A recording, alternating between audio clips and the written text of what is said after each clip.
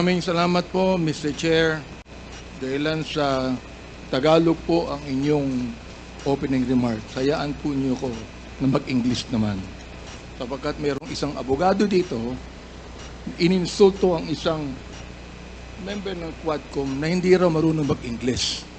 Gusto ko pong sabihin sa abogadong yan na ako po ay marunong mag-English. Baka mas marunong pa ako sa kanya mag-English. Ito po ang opening remarks ko sa ating Senior Deputy Speaker, sa ating Deputy Speaker, sa aking mga co-chairs, ladies and gentlemen, colleagues, at mga kababayan. Today marks a significant development in our ongoing inquiry. Gusto ko yung abogado natin na nang insulto dito sa isang member natin dito, makinig na mabuti at i-correct niya ang English ko kung kinakailangan. For the first time, former President Rodrigo Duterte will appear before this committee to answer questions posed by his members. I would like to begin by thanking him for his presence. Thank you, Mr. President, for coming here. Rest assured po that Congress recognizes your role as our former president, and we will extend to you the respect that the position deserves. Maraming salamat po. Respect, but not deference, Mr. Chairman. However, my friends, colleagues, let me draw a clear line here. While we should be respectful, we cannot be differential. Mga kababayan, watching today with us, it is important to stress that respect and deference are two different things. It is vital that we, as representatives of the people, remember that distinction, because our ultimate allegiance is not to any one individual, no matter how high their office. We answer to a power greater than any president. We answer to the Filipino people and to God. As Scripture reminds us in Romans 10:3, and I quote, "Since they did not know the righteousness of God and sought to establish their own, they did not submit to God's righteousness." Our fidelity belongs to the Lord alone. Our mission is to seek the truth, and we shall not be swayed from that path. As we have said time and time again, we have organized this inquiry with a solemn purpose to recommend avenues for justice to be served, seek accountability, and uncover the truth as we adhere to the rules of inquiries in aid of legislation. And inherent to this is our moral obligation to stop the vicious cycle of extrajudicial killings against our people who cannot defend themselves, to stop the blatant violations of our Constitution and our laws by scheming individuals and criminal syndicates, and to abate the social menace of illegal drugs. It is our sincere hope that the former President's presence here today will aid this objective, not hinder it. Today, we ask everyone here, including the former President, to speak openly and honestly, as this inquiry's goal is not to cast blame for its own sake, but to serve the cause of justice. Mr. Chairman, marahil po, hindi na ako nakikilala ng ating former President. Magpapakilala po muli ako. Mr. President, ako po si Bishop Benny Abante, ang Pangulo ng Bible Mode, Bible Believers League for Morality and Democracy, na mayroong 6,000 churches sa buong mundo. Kung naalala nyo, Mr. President, bago kayo tumakbo and you were still deciding to run, I was invited by a common friend to meet with you. And we did at the Fairmont Hotel in Makati. I hope that you would remember that. With me are two pastors, and we prayed together. I prayed for you, asking the Lord to give you the right decision to run for the presidency. I do not know you from Adam, Mr. President. But I believe in your cause. I believe in your plan. And because of this, Mr. President, I work hard to campaign for you. Many of the pastors of the Baptist community voted for you. Gusto ko pong marinig ito ng mga DDS trolls at DDS vloggers na tumitira sa amin at sinisira ang aking reputasyon.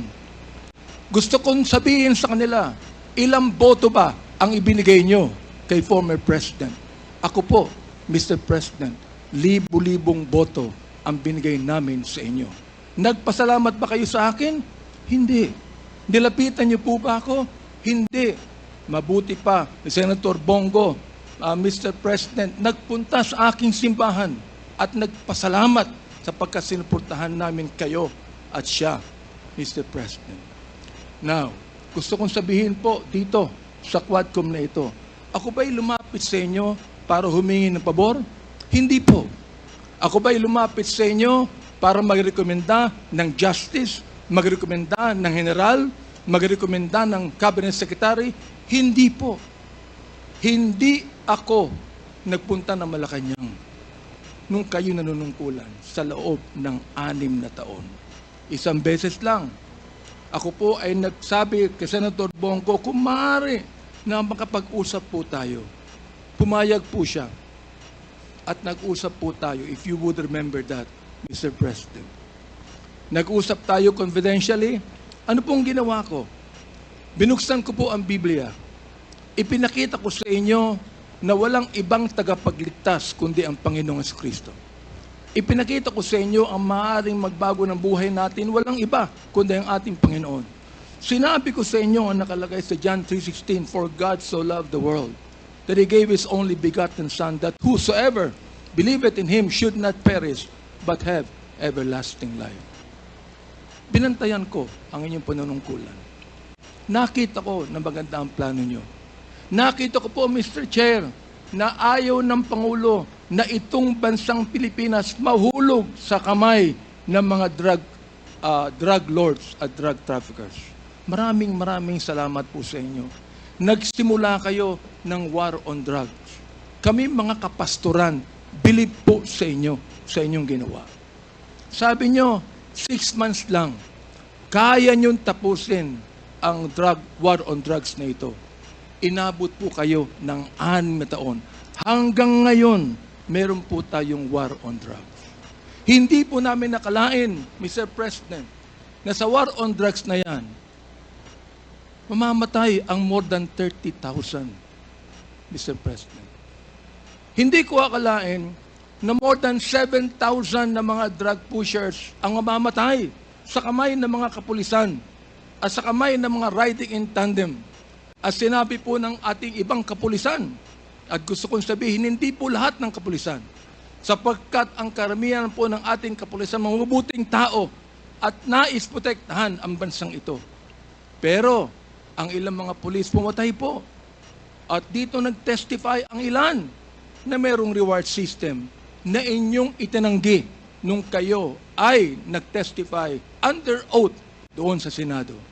Ngayon po, bilang bishop po ng Bible Mode, hindi ko akalain na kinakailangan pumatay tayo ng more than 30,000 people para masugpo po ang drugs sa atin. Aba, Mr. Chair, talo pa natin ang Mexico. Sapagkat ng Mexico, nakita ko wala pang 10,000 namatay. Talo pa natin ng Colombia. Naging killing fields po ang Pilipinas nung panahon ninyo, nung kayo nanunungkulan.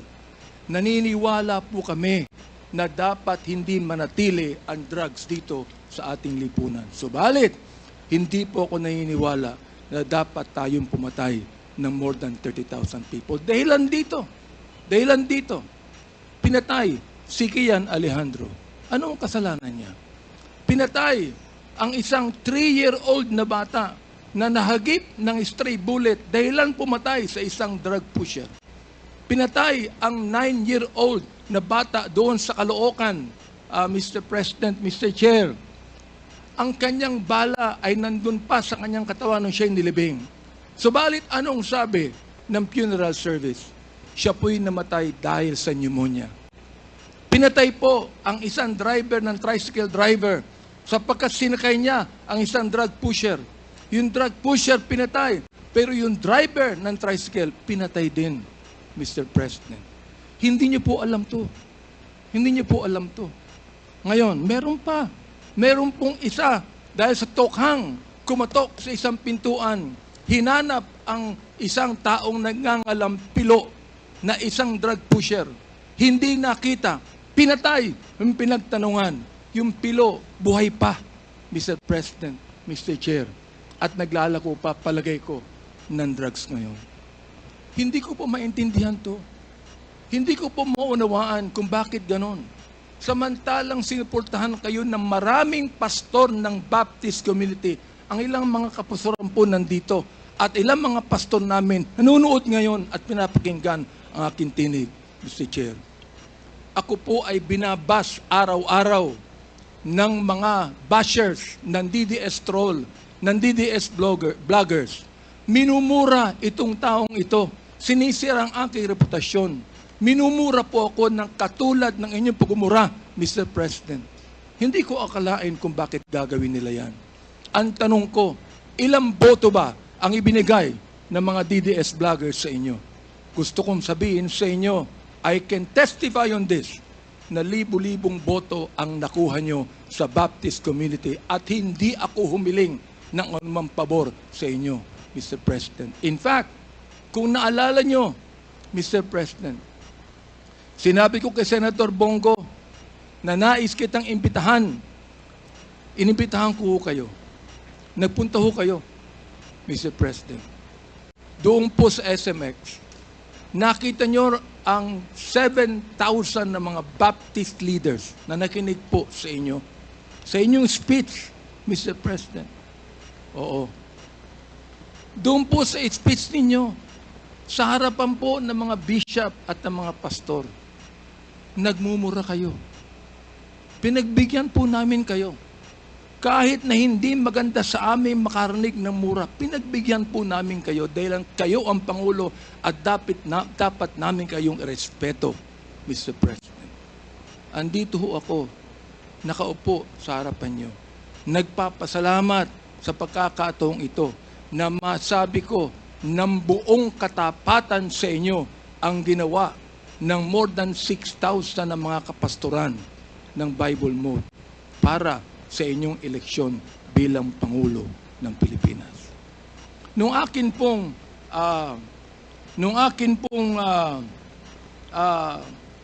nag-file ako ng bill, Mr. President, yung pong tinatawag nating Republic Act 11897, an act declaring the second Thursday of January of every year as special working holiday to be known as National Baptist Day. Sinuportahan po ito ng lahat ng mga congressman. Sinuportahan po ito ng lahat ng mga senador. Okay. At nilagay po sa inyong opisina. Pinirmahan nyo ba ang bill na yan? Hindi po. Naging batas yan because it lapsed into law after 30 days. Pero, okay lang po sa amin yun. Okay lang po sa amin yun. Yun na lang siguro ang maaaring pasalamat ninyo, Mr. President, sa amin. Bilang pagboto namin sa inyo ng mga libo-libo mga Baptist leaders at Baptist members sa buong kapuluan. Hanggang ngayon, nirerespeto po kayo ng aming kapastoran. Hanggang ngayon, pati yung kapastoran po namin sa Mindanao, ginagalang kayo. Marami kami pastor sa Davao na ginagalang po kayo. Bakit po? Sapagkat kayo ay naging Pangulo ng Pilipinas. Ang kahilingan lang po namin dito, Mr. President, habang kayo po ay kinakausap namin ngayong umaga, ang kahilingan lang po namin dito ay sana po naman respetuhin po ninyo ang Quadcom hearing na ito sa pamamagitan ng hindi paggamit ng mga vulgar words, Mr. President. Sapagkat gusto kong sabihin sa inyo bilang warning na kapag kayo po ay nagmura sa Quadcom hearing na ito, I will make a point of order on you. Meron po akong batayan na batas sa tinatawag po nating disturbance of proceedings. Gusto kong basahin doon po sa Psalms 109, 17 to 18 and 28. Hindi ko alam kung naniniwala kayo sa Diyos. Hindi ko alam kung naniniwala kayo sa Biblia. Samantalang sa isang pagkakataon, tinawag niyo ang Diyos na stupid, Mr. President. Tinanggap po namin yan sapagkat kayo Pangulo. Oo. At nagpapasalamat ako. Hanggang ngayon po, buhay pa kayo. Kahit na po tinawag niyo ang Diyos na isang stupido, Diyos. Oo. Hindi ko alam kung katanggap-tanggap yan sa lahat na mga nakikinig sa akin ngayong umaga. Pero ito po, gusto kong basahin sa inyo bilang isa rin namang warning. Sa wikang Tagalog, babasahin ko. Sapagkat iniisip niya, ang manumpa, ang magsabi ng masama, kaya darating yaon sa kanya, sapagkat hindi siya nalugod sa pagpapala, kaya't malayo yaon sa kanya. Dahil binihisan niya ang sarili niya ng pagsabi ng masama o pagsumpa na gaya ng kanyang sariling damit, yaoy papasok sa kanyang kalooban na gaya ng tubig at gaya ng langit sa kanyang mga buto. Hayaang sumumpa sila. Hayaang sila ay magmura. Ngunit magpala ka. Ang kahilingan po namin ngayon, Mr. President, sana po, imbis na mura ang marinig namin sa inyo, sana po, bigyan nyo kami ng pagpapala sa Quadcom na ito. Sapagkat hindi personalidad ang tinutukoy namin dito.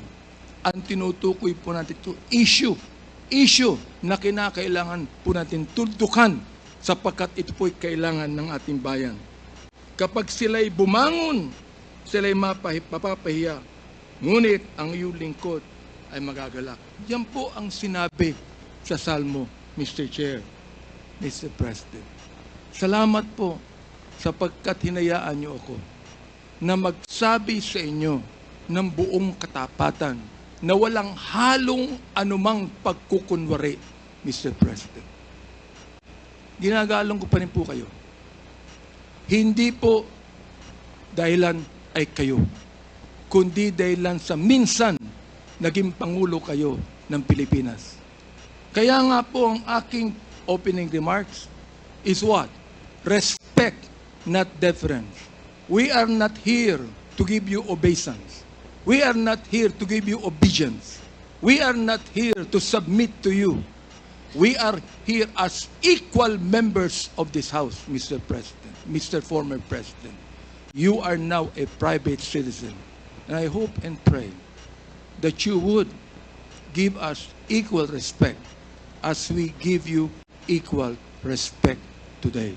Maraming salamat po, Mr. Chair. Thank you, Congressman Abante.